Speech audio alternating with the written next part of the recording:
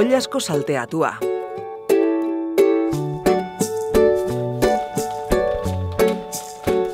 Osagaiak: eusko labeldun oilasko bat,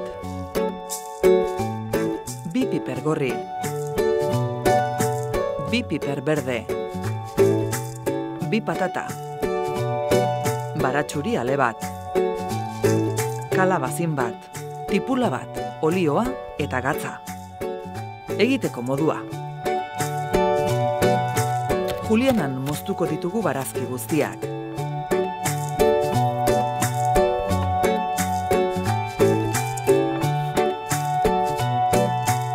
Baratxuria oso fin moztuko dugu eta dena jarriko dugu gozatzen zartagin batean.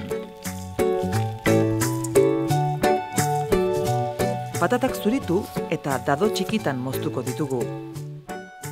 Gatza bota eta olioztatutako tartera batean jarriko ditugu, labean sartu eta gorritu daitezen. Bitartean, oilaskoa zatituko dugu. Gatza bota eta zartaginean salteatuko dugu.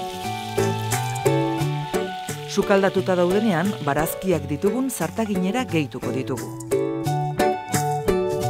Patatak ere zartagin berean jarriko ditugu eta beste 5 minutu utziko dugu dena sukaldatzen.